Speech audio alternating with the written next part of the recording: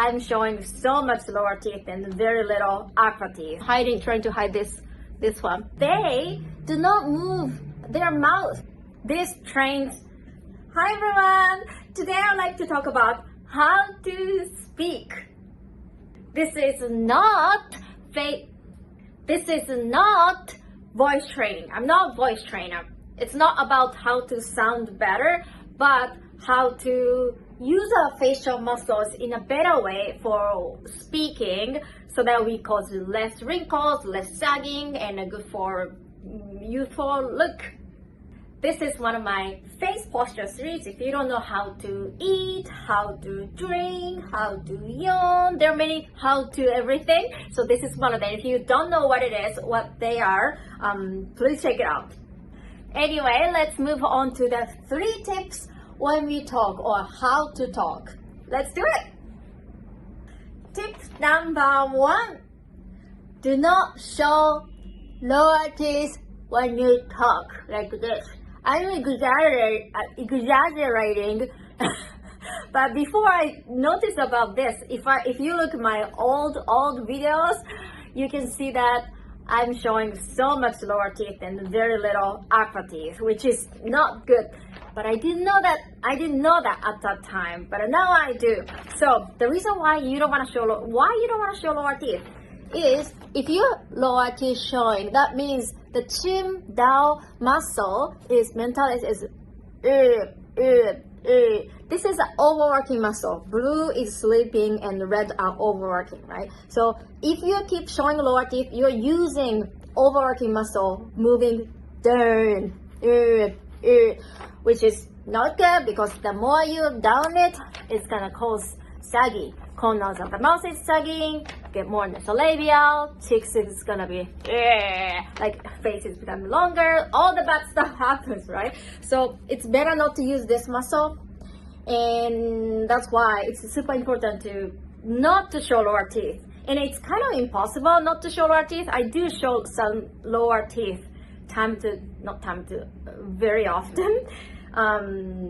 Yeah, so it's not, to me, it's impossible not to show lower teeth completely, but since I've been training, I'm aware of it, I'm conscious about it, it's much better than before. But I understand that I suddenly say, don't show lower teeth. But it's hard to do it, right? Hard to not show lower teeth if you have a habit to do that. So if you have a habit to show lower teeth like I used to do, you want to do some exercise, so let's do it. Put your finger like this or like this or like this, whatever you like, and just to feel the movement of the chin, and talk something without thinking anything. And then without thinking anything, I'm just thinking something, but in your case, without thinking anything, just talk it, and then feel how much chin moves down. Yep, by touching, you feel it, right? And now let's try to show only upper teeth without showing lower teeth and talk like this. It's more like up motion, and chin is not moving. It's moving, but it's very little, right? So maybe you can repeat after me whenever I'm talking. Yeah. It's kind of it still show a little bit, but now I'm very conscious. So see, my only upper teeth are showing, which is good. Yeah, so that's what we want. And you can try like A-E-I-O-U, A-E-I-O-U. So the reason why I use this finger up is I like you to think about the tongue movement as well. This video might be a little bit longer than usual because I have so much to talk about. But anyway, if you want to be really conscious about it, you think about the tongue is like tongue pressure is the air is pressing up, not down. The tongue is A-E-I-O-U. It's actually like A-E-I-O-U. There's certain position that you need to hit, but don't worry about it. That's too complicated. So right now you think about A-E-I-O-U, like air pressure is touching, pressuring targeting the palate, not the bottom, because if you don't think about it, A, I, O, U, it's like down, down, down, down, which is not good. So think about A, I, E, O, A, E, I, O, U, and then the cheeks are A, I, E, O, U, as little movement on the chin as possible. And after A, E, I, O, U, you can do me, my, mo, mu. Add M at the beginning. That is harder. Me, my, mo, mu. You can do pay, pi, po, pu. P. Add P. Pay, pi, po, pu. You can add Z as well. J, Z, J, zo, Z. I guess that's easier. But I think M is hard. P is hard too. Me, my, mo, mu. Of course, you want to do this in front of mirror to make sure that lower teeth are not showing. In the past, like last year when I was teaching this, I get a lot of questions. It's like smiling. But smiling is hard. I mean, when you're talking about something serious, you cannot really smile, right? If it's positive, it's fine. But you cannot talk about some serious stuff with smiling face. So how do you do that? Now I think about it. Actually, this is credit to one of my face yoga instructors, Agnes. Agnes told me when we were doing this, she said, what's the word? I cannot pronounce this. Ventriloquist. You know, ventriloquist is a person who controls puppet. So they do not move their mouth because puppet is moving the mouth, right? Think about that. Maybe it's better not to think about smiling, but imagine that you become this ventriloquist. So it's kind of impossible to close completely mouth and then talk, but you can kind of not to move your mouth. Don't think about it. Don't think about moving the mouth, but create a sound inside the mouth. And it's possible because those ventriloquist is doing it, right? This ventriloquist idea really helped me.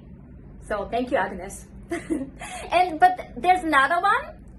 Tape, as always. This is my favorite tape that I always use to close my mouth when I sleep.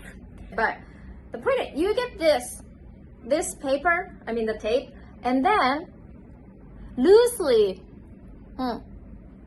close my mouth and then talk. This forces me not to move my chin big, because if I move this breaks, right? No breaks, but yeah. You want to keep it in the mouth and then talk. This trains not to move the mouth muscles or chin muscle too much. This forces me to talk, create the sound inside the mouth instead of using the mouth muscle. So I think this can be another way to train it. Tip number 2. Let's talk about E sound. A-E-I-O-U. There are 5 syllables, but E is the most important thing, because I see many people say E, E, E, E, E.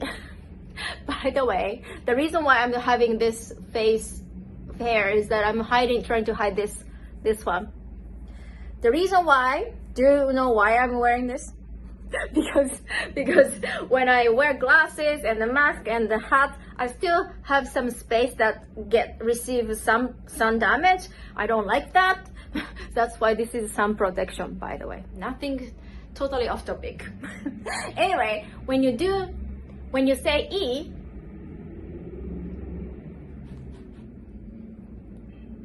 this is a bad one because I'm using this muscle. That's a bad muscle that you really don't want to use it. And if you keep doing the A-E-I-O-U without moving chin, you will not have this at all. Not at all, maybe, but you will have much less tension here, which is good. But if you still have a habit to use this muscle, every time you say E, like yeah, or es, or I don't know, something, anything about E syllable, a vowel, you don't wanna use this muscle. So I'd like you to be careful. When you say E, we tend to use this muscle or this muscle or this muscle. So when you say E, even though when you say E, you wanna do E, E, E, yeah. So let's use a finger to touch here, and then let's do a bad example. E, E, E, E. Feel the movement. E, it's like this or this, right? And then we're gonna do the good one. E, E, E. Very little movement, right? This is a good way to say E. As Emily said, is it the correct way to pronouncing? Probably not. I agree. But is it the right way to prevent wrinkles of skin by using less facial expression, facial muscles? Could be. Yes, that's the point. That's why this is not voice training. This is just a way to move your facial muscles in a better way for anti-aging.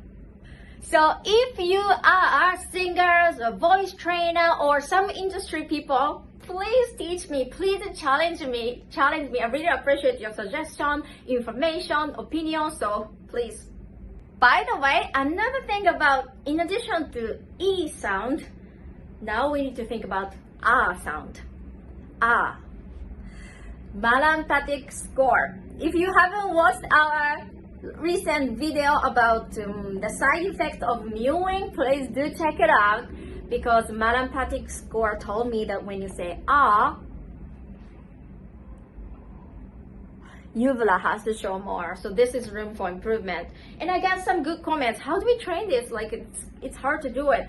I think, well, I'm gonna study more, and I will keep you guys updated if I come up with if I find some new way to train it. But at the moment, the way for me to train it, just in front of the mirror and then just drop your jaw and tongue, unmute. Yep. Tip number 3, asymmetrical speaking. What is asymmetrical speaking? Because, yeah, as the pandemic started, more people are on Zoom or some kind of thing, and they start seeing more how they speak on camera. And then more people are concerned about asymmetrical speaking. Asymmetrical speaking means when they talk, like lower lip, lower teeth are showing more on this side. This too, but this may be 20%, this is 80%, or something like that. Or like this, yeah. That's what I mean by asymmetrical speaking. And in my case, this is a little bit like this. Way better than before. Yeah, again, if you watch my old video, you see that I'm showing so much asymmetrical speaking, so much lower teeth showing. I didn't know at that time. And in fact, everyone does asymmetrical speaking. Even some of your favorite celebrity or Hollywood stars, actors, they do that because they're human. But it's better not to do too much, right? So let's find out. You guys, if you know the answer, that's great too. But if you don't know which side is more saggy, you look at mirror and talk about something and try to find it. In my case, this is down. And the interesting thing, if I do like, I don't know if you can see it. This has more line than this. So if you don't know which side is more down, you can check your neck and then swallow something, a drink or something in. Right now it's hard for you to see it, but sometimes in shadow I notice this is more deeper line than this one. That means I'm using more muscle here, yeah, inner muscle. So let's do SCM, sternocleidomastoid muscle stretch. Do not do if you have neck pain, but unless you have neck pain, let's do it. So my case, I want to do this one. So 45, and then look up, and then big stretch here. Then close your mouth, eyes to relax the forehead, and then 5 seconds. Yeah. And you can do this side too, 45, and look up. And end with the saggy side. 45, look up, close your eyes. You want to do this every time you go to the restroom or something like that. Speaking of neck, you don't want to use neck muscle when you're talking. And if I'm using more this like this has more neckline. So, but in general, you don't want to use neck muscle at all, if possible. And the way to do this is ab breathing. Ab breathing, yes, definitely. If you keep using neck and shoulder because you're doing the chest breathing, you're gonna do, see the movement?